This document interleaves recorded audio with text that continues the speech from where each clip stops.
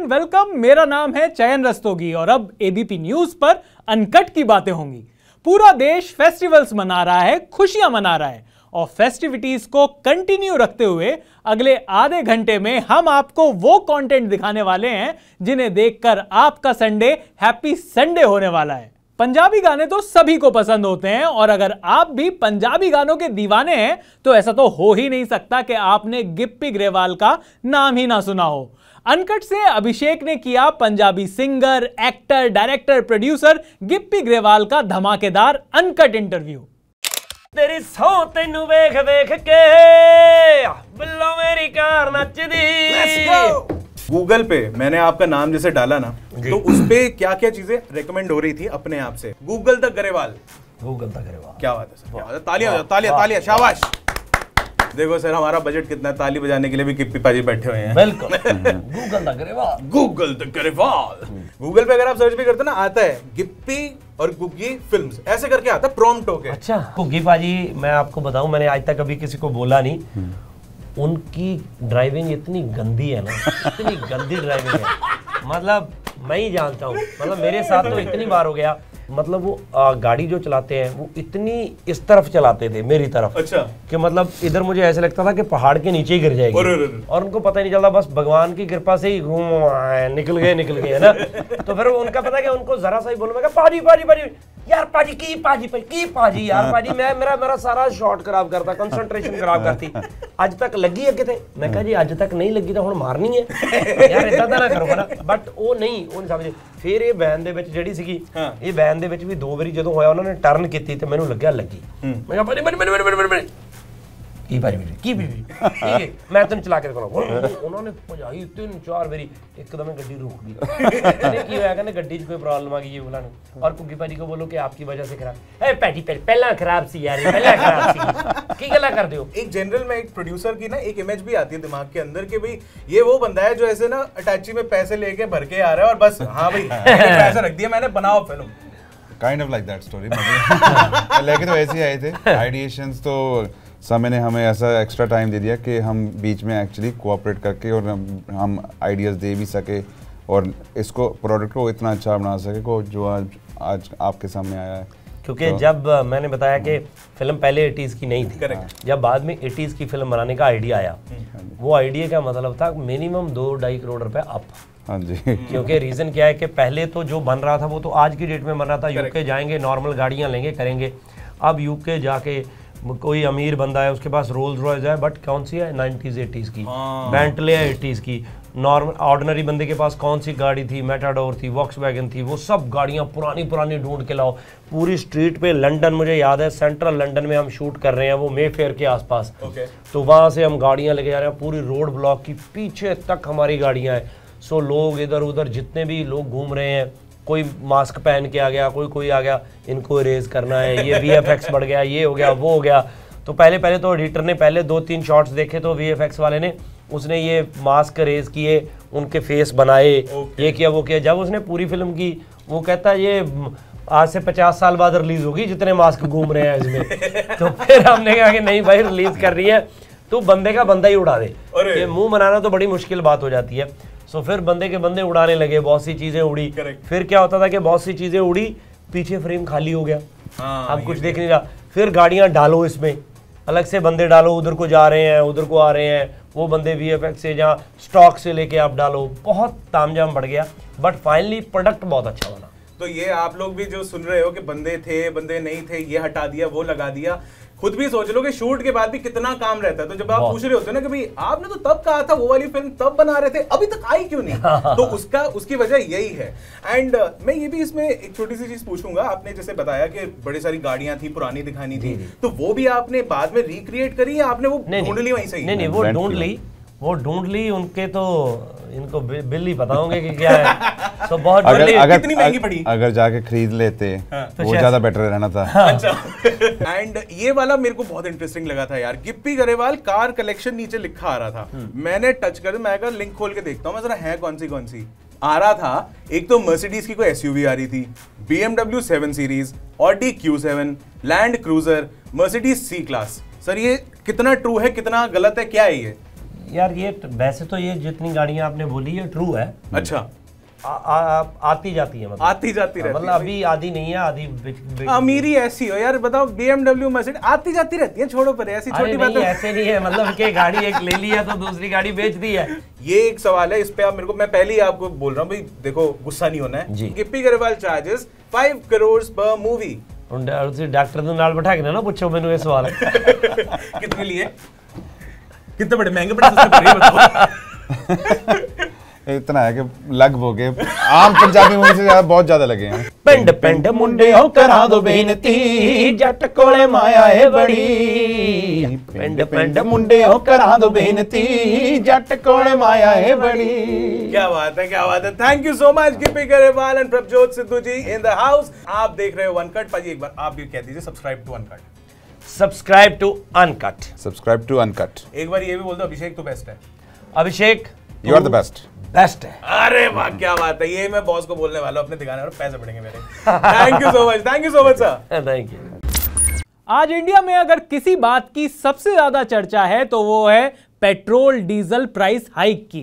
एक तरफ जहां इंडिया में पेट्रोल 1 लीटर जूस के डिब्बे से भी महंगा मिल रहा है, वहां दुनिया में एक देश ऐसा भी है जहां पेट्रोल टॉफी के दाम से भी सस्ता है।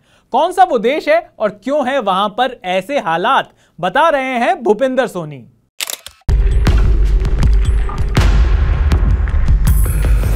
आज भारत में अगर किसी बात की चर्चा सबसे ज्यादा है तो वो है पेट्रोल और डीजल के दामों की। लेकिन आज हम भारत की महंगाई का रोना नहीं रोएंगे। आज हम आपको बताएंगे कि एक तरफ जहां भारत में पेट्रोल 1 लीटर जूस के डिब्बे से भी महंगा मिल रहा है, वहीं दुनिया में एक देश ऐसा भी है जहां 1 लीटर पेट्रोल एक टॉफी से भी सस्ता है। अगर और आसान भाषा में समझे तो यहाँ पानी से भी सस्ता पेट्रोल है। लेकिन विडंबना देखिए, जिस देश में तेल इतना सस्ता है वहाँ की 96% आबादी गरीबी रेखा से नीचे जी रही है। हम बात कर रहे हैं लैटिन अमेरिकी देश वेनेजुएला की, जिसके पास दुनिया का 5वां सबसे बड़ा तेल का भंडार है। और वहीं अगर CIA की रिपोर्ट्स की माने तो इस देश में दुनिया में सबसे बड़ा तेल का भंडार मौजूद है। तो चलिए बताते हैं आपको वेनेजुएला की कहानी। नमस्कार, मेरा नाम है भूपेंद्र सोनी और आप देख रहे हैं अनकट। वेनेजुएला की कहानी जानने से पहले आप तेल को लेकर कुछ फैक्ट्स समझ लीजिए। ग्लोबल पेट्रोल प्राइसेस.com की रिपोर्ट के मुताबिक दुनिया भर के देशों में पेट्रोल का एवरेज प्राइस है $1.17 प्रति लीटर, यानी लगभग 87 रुपए। इस वेबसाइट के मुताबिक अगर 167 देशों की बात की जाए तो उनमें 57 देशों में तेल का दाम $1 से भी कम है। 71 देश ऐसे हैं जहां तेल का दाम $1 से $1.5 है। वहीं 35 देश ऐसे हैं जहां पर पेट्रोल का दाम $1.5 से $2 प्रति लीटर है। और दुनिया में सिर्फ 4 ऐसे देश हैं जहां पेट्रोल का रेट $2 से ज्यादा है। हांगकांग में $2.5 यानी 187 रुपए में लीटर पेट्रोल मिलता है, जो दुनिया में सबसे महंगा है। ये सभी आंकड़े 21 जून 2021 तक के हैं। इसी रिपोर्ट के मुताबिक दुनिया में सबसे सस्ता तेल वेनेजुएला में मिलता है, जहां प्रति लीटर पेट्रोल की कीमत $0.02 है। और अगर भारतीय करेंसी की कीमत वेनेजुएला में देखी जाए तो 1 लीटर पेट्रोल की कीमत 21 पैसे हो जाती है, यानी 21 रुपए लेकर जाइए और 100 लीटर तेल खरीद लाइए। अब आप सोच रहे होंगे कि वेनेजुएला में तेल आखिर इतना सस्ता क्यों है, और एक देश जिसके पास इतना बड़ा ऑयल रिजर्व है वो सऊदी अरब की तरह अमीर क्यों नहीं बन सका। इसका सीधा सा जवाब है ऑयल कर्ज, यानी जो देश सिर्फ तेल से होने वाली कमाई पर ही निर्भर होता है और बाकी सेक्टर जैसे एग्रीकल्चर और इंडस्ट्री की ग्रोथ को बिल्कुल किनारे कर देता है, उसके लिए तेल का भंडार एक अभिशाप भी बन सकता है, जो वेनेजुएला के साथ भी हुआ। 1922 में वेनेजुएला में तेल का भंडार मिला और इसके बाद लगभग 100 सालों से तेल के एक्सपोर्ट से होने वाली कमाई ही इसकी आय का सबसे बड़ा जरिया बनी। 1960 में वेनेजुएला ओपेक का हिस्सा बना और साल 1973 में ओपेक ने जब तेल की कीमतों को एकदम से 4 गुना किया तो वेनेजुएला लैटिन अमेरिका में सबसे अधिक पर कैपिटा इनकम वाला देश बन गया। लेकिन धीरे धीरे तेल से मिलने वाले पैसों ने सत्ता के शिखर पर बैठने की जगह को छोटा कर दिया और पावर कुछ लोगों के हाथ में ही रह गई। साल 1999 में हुगो चावेज वेनेजुएला के प्रेसिडेंट बने और तब से इस मुल्क के हालात और खराब होने लगे। चावेज ने वेनेजुएला की सभी बड़ी संस्थाएं, फिर चाहे वो ज्यूडिशरी हो या फिर इलेक्टोरल काउंसिल, उसे अपने कंट्रोल में कर लिया। 2013 में उनकी मौत के बाद उनका राइट हैंड रहे निकोलस मादुरो सत्ता पर काबिज हुए और चीजें और बिगड़ गई। वेनेजुएला की इकोनॉमी तेल पर निर्भर थी और साल 2014 में कच्चे तेल के दाम $100 प्रति बैरल से $30 प्रति बैरल पर आ गए, जिससे हालात बद से बदतर हो गए। 2016 आते आते लाखों लोगों ने वेनेजुएला को छोड़कर जाना शुरू कर दिया और वेनेजुएला में 12 महीनों में महंगाई दर 13 लाख फीसदी तक पहुंच गई। 2016 के इलेक्शन में वेनेजुएला के लोगों ने मादुरो को हराकर सत्ता गुएडोस को सौंप दी, लेकिन मादुरो ने कुर्सी छोड़ने से मना कर दिया, जिसके बाद अमेरिका ने 2017 में वेनेजुएला पर ऑयल एक्सपोर्ट को लेकर पाबंदियां लगा दी, जिससे वेनेजुएला की हालत और भी खस्ता हो गई।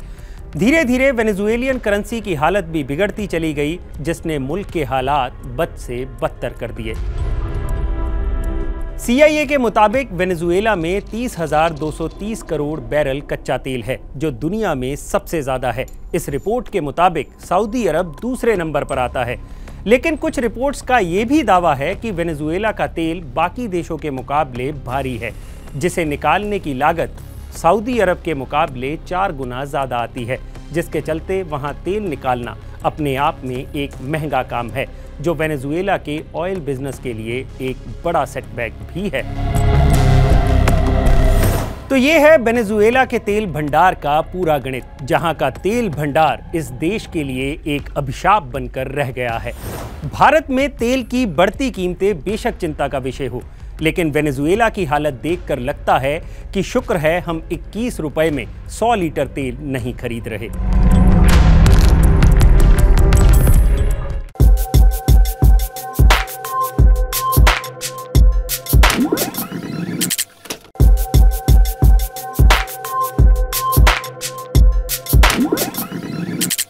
Welcome back after the break, और अब हम करेंगे थोड़ी सी टेक टॉक।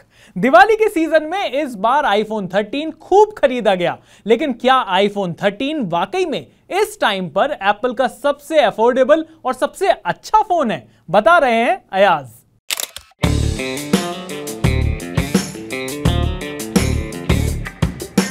हाय, मैं हूं अयाज और आज टेक इट इजी में आपसे बात उस फोन की जिसने पिछले 1.5 महीने से मार्केट में बड़ा हल्ला मचाया हुआ है, इट्स द आईफोन 13। 1 महीने यूज करने के बाद आईफोन 13 की परफॉर्मेंस मुझे कैसी लगी, let's find out in this review.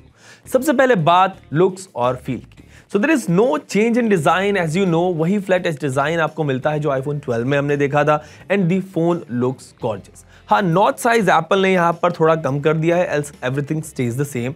वैसे compare to its predecessor the iPhone 13 is slightly heavier, approximately 10 grams. Phone की ग्रिप मुझे बड़ी अच्छी लगी and it's very comfortable to hold. Now let's check the display. तो स्क्रीन साइज भी iPhone 12 वाला ही है, 6.1 इंच की super retina XDR OLED panel आपको यहाँ पर मिलता है, पर आईफोन 13 की display I would say iPhone 12 से ज्यादा ब्राइट है। इसकी मैक्स ब्राइटनेस अराउंड 800 निट्स है, जबकि आईफोन 12 में इट वाज अराउंड 625 निट्स। जब आप आईफोन 13 यूज करोगे तो you will feel the difference. Colour screen पर अच्छे आते हैं, there are no complaints at all, और सनलाइट लेजिबिलिटी और ज्यादा बेहतर हो गई है इस बार। सो अगर आप आउटडोर्स में फोन ज्यादा यूज करते हो तो there will be a major difference, you gonna feel that. अब बात करते हैं आईफोन 13 के कैमरा की, और यहाँ पर एप्पल ने कुछ मेजर चेंजेस किए हैं। लाइक आईफोन 13 में लार्जर सेंसर यूज किए गए हैं, कैमरा का पिक्सल साइज भी बड़ा कर दिया है, 1.7 माइक्रोन हो गया है, जो pixel size iPhone 12 pro max में था, जिसकी वजह से फोटो क्वालिटी काफी इंप्रूव हो गई है। बड़े सेंसर्स ज्यादा लाइट कैप्चर करते हैं और फोटोज में नॉइज कम आती है। डे लाइट में you get amazingly detail photos with accurate colours, और लो लाइट में भी iPhone 13 excels over previous models. Image पर भी फोकस अब और ज्यादा तेज हो गया। In fact iPhone 13 iPhone 12 pro max की कैमरा परफॉर्मेंस को अब ऑलमोस्ट मैच कर देता है। And the biggest camera upgrade in the iPhone 13 lineup is the cinematic mode, and it works like a charm. Portrait mode videos अब आप यहाँ पर रिकॉर्ड कर पाएंगे, जिसमें बैकग्राउंड ब्लर हो जाएगा और आप फोकस को भी शिफ्ट कर सकते हो, और इसमें आपको नियर परफेक्ट एज डिटेक्शन मिलता है, और आप वीडियोस कैप्चर करने के बाद भी फोकस को शिफ्ट कर सकते हैं। हाँ, there is a drawback कि cinematic mode is capped at 1080p and you can't record cinematic mode videos in 4K. इसके अलावा प्रोसेसर और परफॉर्मेंस में तो there is no compromise at all. A15 Bionic chipset आपको यहाँ पर मिलता है and it delivers an incredibly seamless experience no matter what you throw at it. एक महीने से ज़्यादा मैंने iPhone 13 और 13 mini यूज़ किए, दोनों फोन्स यूज़ किए and there was no lag whatsoever, both work seamlessly. एक और बड़ा इंप्रूवमेंट iPhone 13 में जो मैंने ऑब्जर्व किया वो है increase battery backup. In fact iPhone 13 की बैटरी पावर ज़्यादा है ही, बड़ी बैटरी यूज़ की है एप्पल ने इस बार और मुझे iPhone 12 के कंपैरिजन में इस पर काफ़ी बेहतर बैटरी बैकअप मिला. मॉडरेट यूजेज पर इजीली एक दिन से ज़्यादा का backup I got. So the iPhone 13 is all about the brighter ever iPhone display, improved camera setup, fastest chip and better battery backup. After using it for over a month, I say that the iPhone 13 is a worthy upgrade over its predecessor and the best value deal among all iPhone 13 models. तो ये सारे videos और भी बहुत सारा trending content full तसल्ली से देखने के लिए आप हमें YouTube, Facebook, Instagram पर फॉलो करिए. @ABP Uncut हमारा सोशल मीडिया हैंडल है. तो नेक्स्ट संडे रात 10:30 बजे ABP न्यूज पर फिर मिलेंगे. देखते रहिए अनकट.